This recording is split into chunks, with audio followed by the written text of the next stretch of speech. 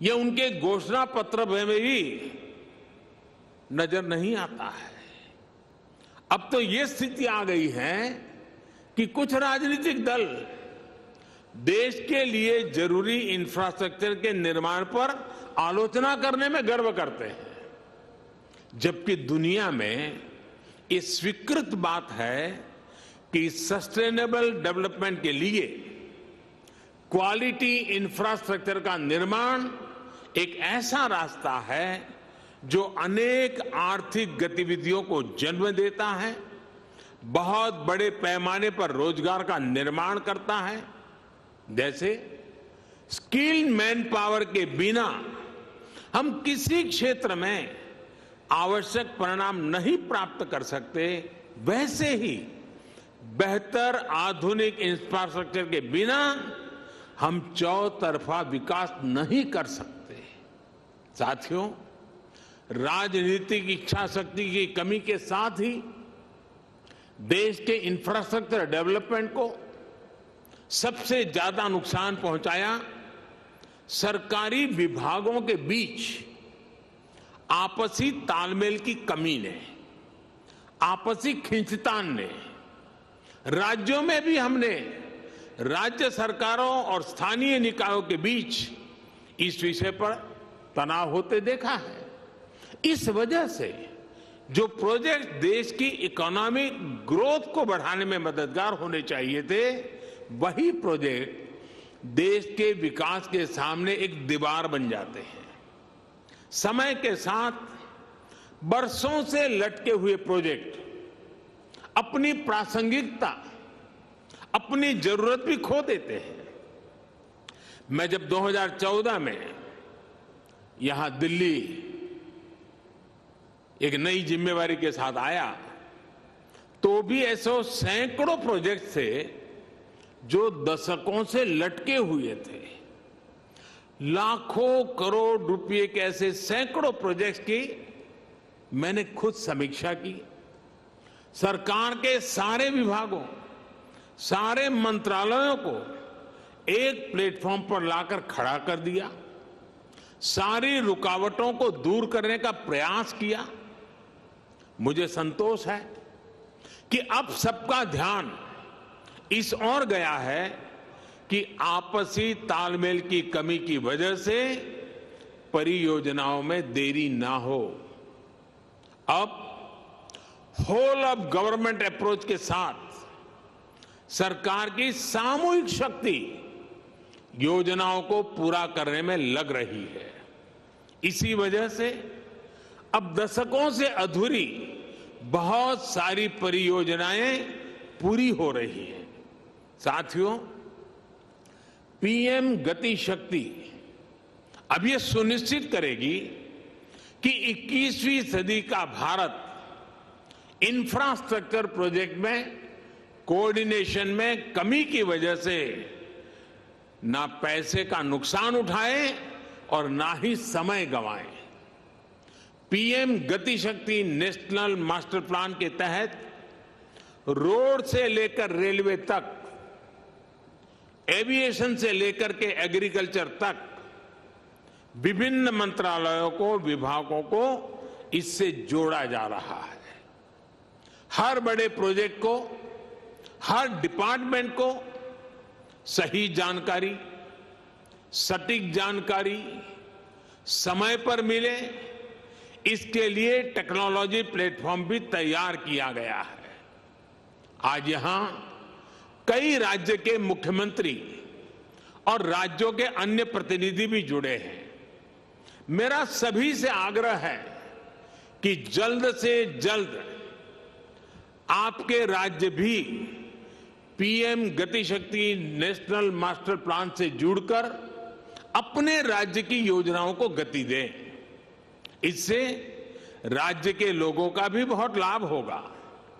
साथियों, पीएम गति शक्ति मास्टर प्लान सरकारी प्रोसेस और उससे जुड़े अलग अलग स्टेक होल्डर्स को तो एक साथ लाता ही है। ये ट्रांसपोर्टेशन के अलग अलग मोड्स को आपस में जोड़ने में भी मदद करता है। ये होलिस्टिक गवर्नेंस का विस्तार है। अब जैसे गरीबों के घर से जुड़ी योजना में सिर्फ 4 दीवारी नहीं बनाई जाती, बल्कि उसमें टॉयलेट, बिजली, पानी, गैस कनेक्शन भी साथ ही आता है। ठीक वैसा ही विजन इसमें इंफ्रास्ट्रक्चर के लिए भी है। अतीत में हमने देखा है कि उद्योगों के लिए स्पेशल जोन का ऐलान तो किया जाता था, लेकिन वहां तक कनेक्टिविटी या फिर बिजली, पानी, टेलीकॉम पहुंचाने में गंभीरता नहीं दिखाई जाती थी। साथियों, ये भी बहुत सामान्य बात थी कि जहां सबसे ज्यादा माइनिंग का काम होता है, वहां रेल कनेक्टिविटी नहीं होती थी। हम सभी ने यह भी देखा है कि कहीं पोर्ट होते थे तो पोर्ट को शहर से कनेक्ट करने के लिए रेल या रोड की सुविधाओं का अभाव होता था। ऐसी ही वजहों से भारत में प्रोडक्शन कॉस्ट बढ़ती रही है, हमारे एक्सपोर्ट की कॉस्ट बढ़ती रही है, हमारा लॉजिस्टिक कॉस्ट बहुत ज्यादा रहा है। निश्चित तौर पर ये आत्मनिर्भर भारत के निर्माण में बहुत बड़ी रुकावट है।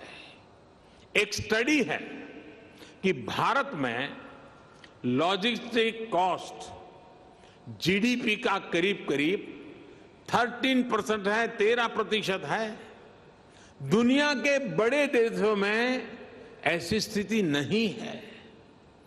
ज्यादा लॉजिस्टिक कॉस्ट की वजह से भारत के एक्सपोर्ट्स की कॉम्पिटिटिवनेस बहुत कम हो जाती है।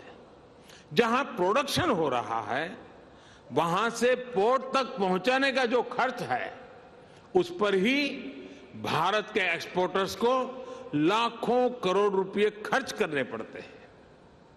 इस वजह से उनके प्रोडक्ट की कीमत भी बेतहाशा बढ़ जाती है। उनका प्रोडक्ट दूसरे देशों के मुकाबले बहुत महंगा हो जाता है। एग्रीकल्चर के क्षेत्र में भी इस वजह से हमारे किसानों को बहुत ज्यादा नुकसान उठाना पड़ता है। इसलिए आज समय की मांग है कि भारत में सीमलेस कनेक्टिविटी बढ़े, लास्ट माइल कनेक्टिविटी और मजबूत हो। इसलिए ये पीएम गति शक्ति नेशनल मास्टर प्लान बहुत बड़ा और बहुत ही महत्वपूर्ण कदम है। इस दिशा में आगे जाने बढ़ने पर हर प्रकार का इंफ्रास्ट्रक्चर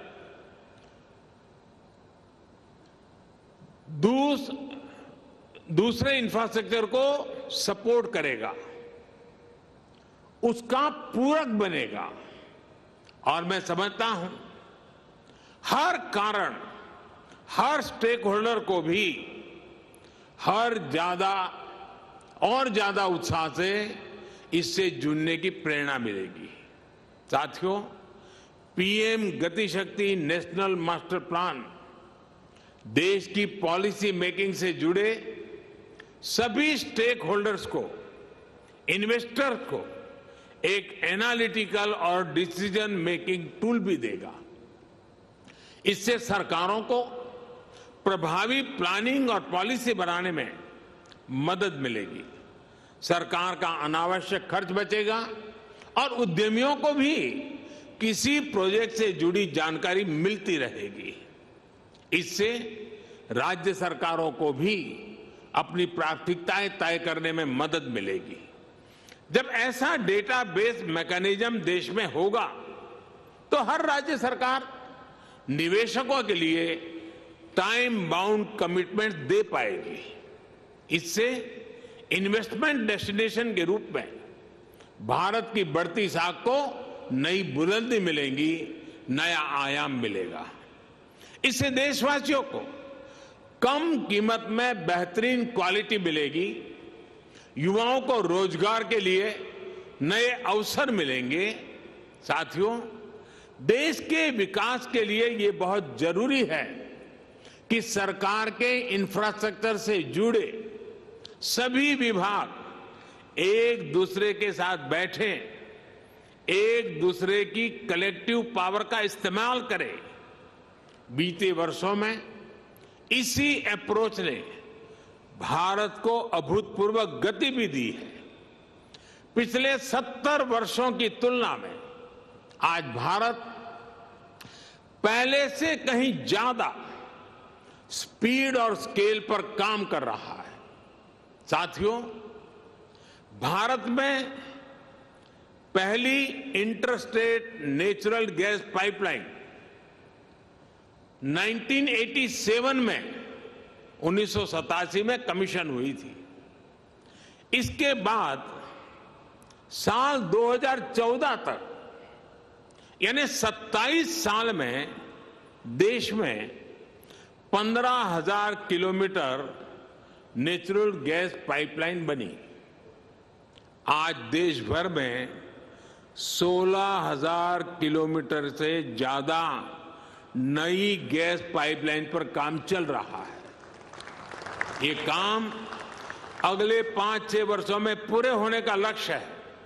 यानी जितना काम 27 वर्षों में हुआ, हम उससे ज्यादा काम उसके आधे समय में करने का लक्ष्य लेकर चल रहे हैं।